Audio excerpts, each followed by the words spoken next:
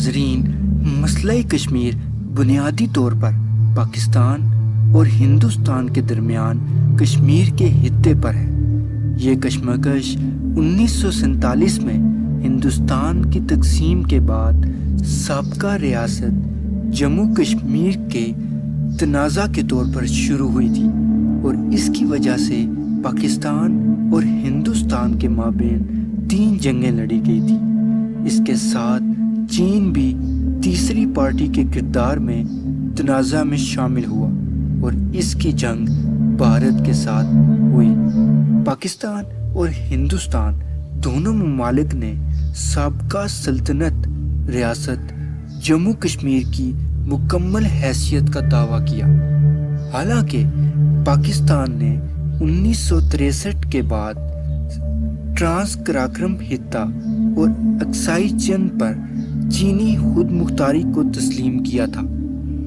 ہندوستان اس خطے کے 46%، پاکستان 38% اور چین 16% پر قابض ہے۔ بھارت کے زیر انتظام جموں اور لداخ پاکستان کے زیر انتظام آزاد کشمیر اور گلگت بلتستان، چین کے زیر انتظام اکسائی چین اور ٹرانس کراکرم کے خطے شامل ہیں۔ تقسیم ہند اور ریاست کے مغربی اضلاع میں بغاوت کے بعد پاکستانی قبائل نے کشمیر پر حملہ کیا، جس کی وجہ سے جموں کشمیر کے ہندو حکمران ہندوستان کے ساتھ شامل ہو گئے اور 1947 پاک بھارت جنگ کا آغاز ہوا، جسے اقوام متحدہ نے مذاکرات کے ذریعے ختم کر دیا۔ ایک لائن کے ساتھ جنگ بندی شروع کی، جس کو بالآخر لائن آف کنٹرول کا نام دیا گیا، لیکن یہ سلسلہ یہاں ختم نہیں ہوا۔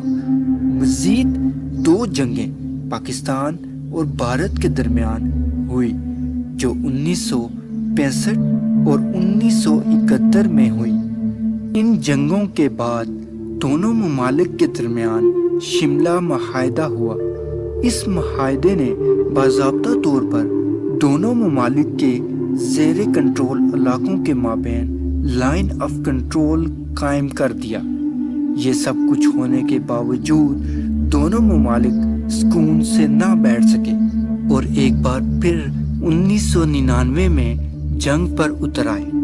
اس سے پہلے 1999 سے ہی کشمیریوں کی طرف سے ہندوستان کے زیر کنٹرول کشمیر میں تنازعات شروع ہو گئے تھے۔ اس وقت کشمیریوں کی احتجاجی تحریکیں شروع ہو گئی۔ کچھ کشمیری چاہتے تھے کہ کشمیر خود مختار بن جائے اور کچھ پاکستان کے ساتھ الحاق کرنا چاہتے تھے، لیکن بھارت ایک فیصلے سے بھی رضامند نہیں تھا۔ 2010 میں کشمیر کی بد امنی میں مزید اضافہ ہونا شروع ہو گیا۔ کشمیر بد امنی کا آغاز مقامی نوجوانوں اور سیکیورٹی فورسز کے مابین ہوا۔ نوجوانوں نے سیکیورٹی فورسز پر پتھراؤ کیا، سرکاری دفاتر کو نظر آتش کیا اور مسلسل شدت اختیار کرتے ہوئے ریلوے اسٹیشنز، سرکاری دفاتر اور سرکاری گاڑیوں پر حملہ کیا۔ ہندوستانی حکومت نے علیحدگی پسندوں اور لشکر طیبہ، جو ایک پاکستان میں قائم عسکریت پسند گروپ تھا، کو مظاہروں کا ذمہ دار ٹھہرایا۔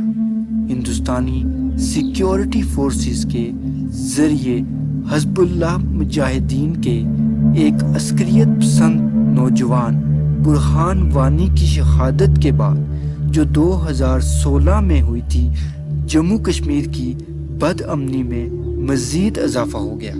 اسکالرز کے مطابق بھارتی فورسز نے کشمیری آبادی کے خلاف انسانی حقوق کی پامالی کی ہے اور دہشت گردی کی متعدد وارداتیں کی، جن میں غیر قانونی قتل، عصمت دری، تشدد اور لاپتہ ہونے کا انکشاف شامل ہے۔ ایمنسٹی انٹرنیشنل کے مطابق جموں کشمیر میں تعینات ہندوستانی فوج کے کسی بھی فرد کے خلاف جون 2015 تک سویلین عدالت میں انسانی حقوق کی خلاف ورزیوں کے لیے مقدمہ نہیں چلایا گیا۔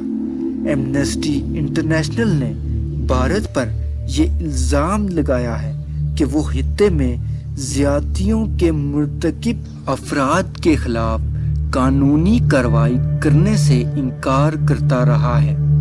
2019 میں پلوامہ حملے کے بعد اس خطے میں بدامنی میں مزید اضافہ ہوا اور خطے کی صورتحال مزید خراب ہو گئی۔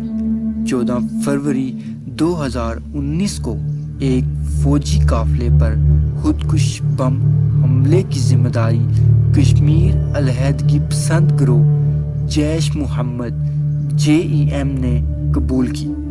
26 فروری 2019 کی جوابی کارروائی میں 12 ہندوستانی میرج 2000 لڑاکا طیاروں نے کشمیر کے زیر انتظام علاقے میں بم گرائے، جس میں مبینہ طور پر JEM کے تقریباً 350 ارکان شہید ہوئے۔ بھارت کی حکومت یہی سمجھتی ہے کہ یہ پاکستان کی ملی بھگت ہے۔ اسی وجہ سے بھارت کے فضائی خلائی حدود کی بے حرمتی کی کوشش کرتا رہتا ہے۔ اگست 2019 میں ہندوستان کے وزیر داخلہ امیت شاہ نے پارلیمنٹ کو بتایا کہ مسلم اکثریتی ہمالیہ کے خطے کو خود مختاری کی اجازت دینے والے آئین آرٹیکل 370 کو منسوخ کرنے کے لیے صدر نے دستخط کر دیے، جس کے بعد اس خطے کے حالات مزید خراب ہوتے گئے اور بھارتی حکومت نے کرفیو نافذ کر دیا، جس کے بعد اس خطے کے حالات مزید خراب ہو گئے اور بھارتی حکومت نے کرفیو نافذ کر دیا، جس کے بعد اس خطے کی موبائل، انٹرنیٹ سروسز، کاروبار اور مواصلاتی نظام پر پابندی لگا دی گئی۔